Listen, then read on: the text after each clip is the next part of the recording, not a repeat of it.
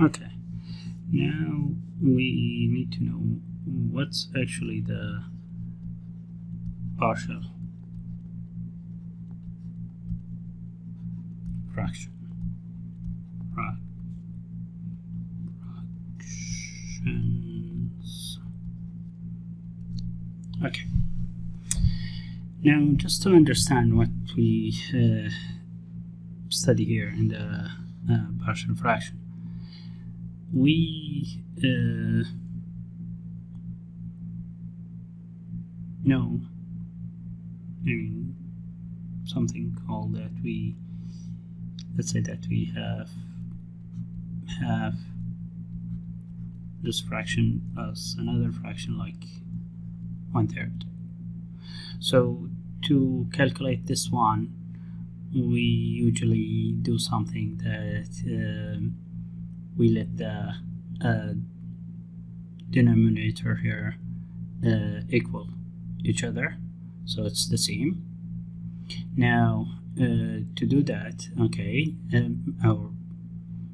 when we do that, actually we can add those together, because this fraction, like this fraction and this fraction, cannot be added directly. The denominator have to be equal. So what we used to do is that we multiply each one by the common factor. Okay, now 2 and 3, we know the least common factor between them is 6. So to do that, we multiply the 1/2 by 3. So actually we're not doing anything for this term. We just multiply by 1. 3 by 3 is 1. And the other one here, we multiply it by 2.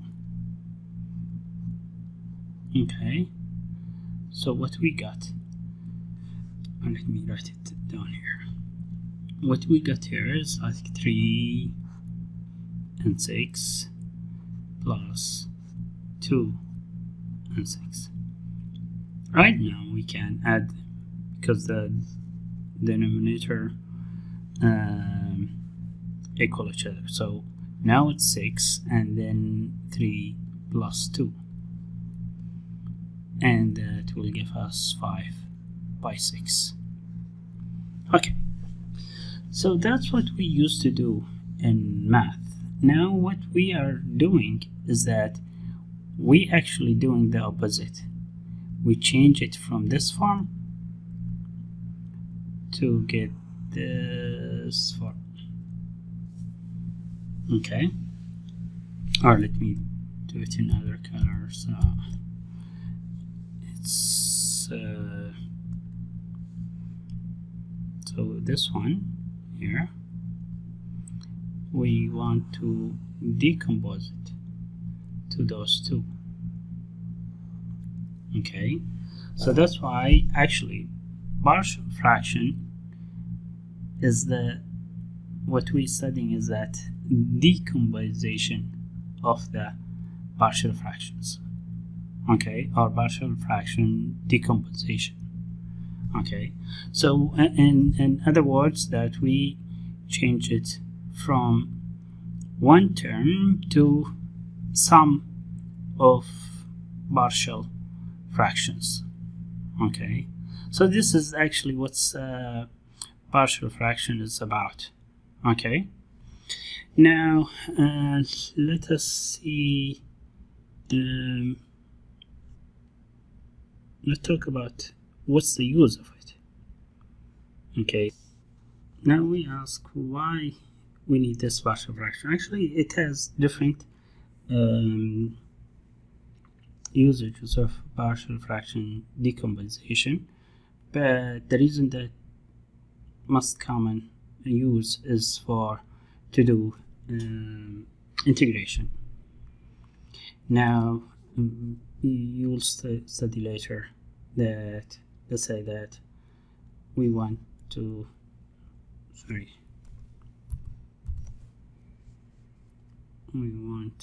find the integral of, let's say, x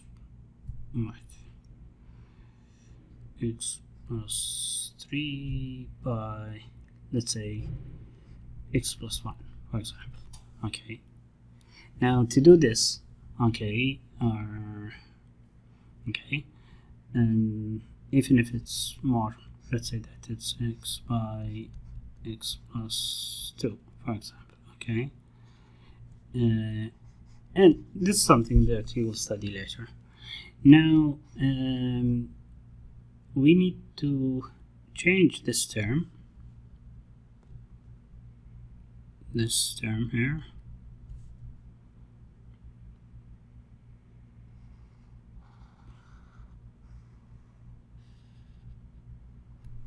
Okay, we need to simplify it and make it partial fractions, so we can do it separately.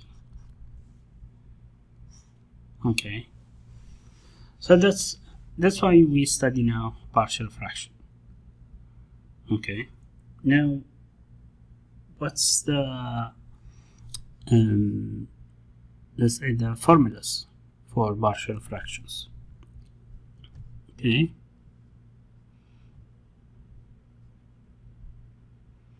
so basically there's almost 4 different formulas. What we interested right now in,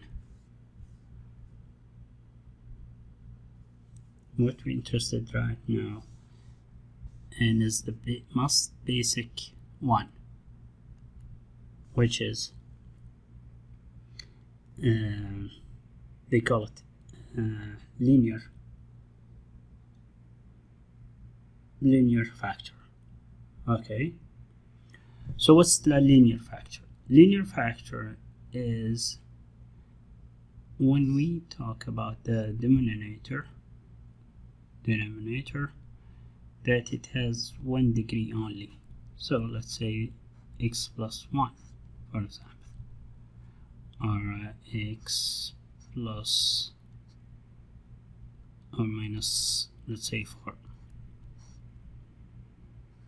All those are linear factors.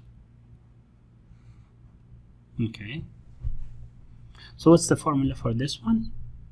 Okay, so let's say this is ax plus b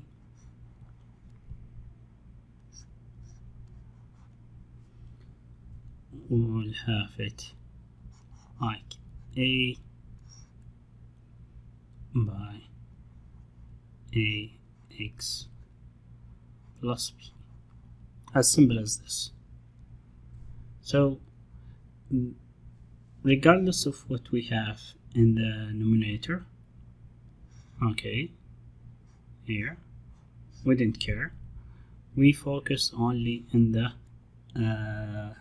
denominator, and if it's linear, each one will have this formula. Okay, of course a here could be b or c or whatever constant values. Okay, alright, let's see an example. Okay, this one we solved before.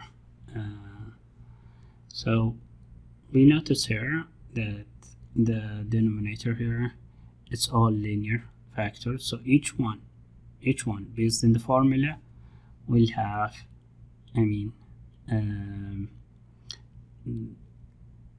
it's equivalent. Okay, so we have A, B, and C. And now in order to cancel out all the denominators here, we multiply by the greatest factor, which is the always the denominator of the left side of the given question, okay, or expression. So when we multiply it, it will cancel out the whole term here for the left side. For the right side here, we see that if we multiply this term, let's say, okay, we multiply this term by, let's take for example C here, okay, since it's in the, okay, in there, okay. Now we multiply it by x plus 2, x plus 1, and x minus 3. Okay, so this one, this term will cancel out this denominator. So what we left is that we left with those two factors, and that's why we get this one. Okay, so and once we get this equation, simple equation, we try to get different result out of this one by choosing different value of x. Okay, so what we choose for x, we choose for x values that it will turn to constant here to be 0. So now we choose, for the first time we use x for -1. So now when we put x equal to -1 and we put it in the left side here, we get -3 and +1, it's -2. Okay, and here on the right side,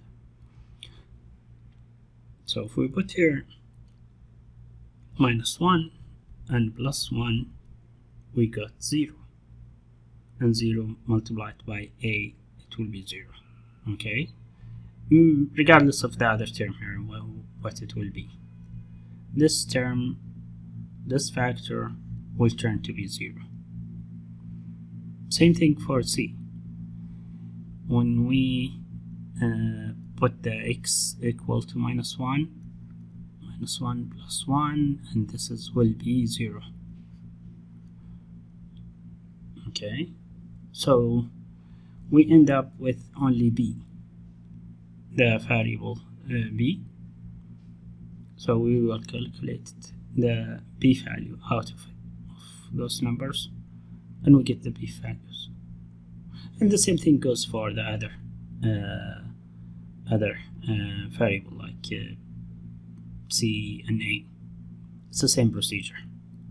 We only choose different value of x that let, for example, if we want to get A, we try to find the value for x that it will turn the B and C to be 0, and we found here like 2, x plus 2 here, and x plus 2 here. If we put it -2, then this term will be 0, and this term also will be 0, whereas xa will not be 0 because there is no factor.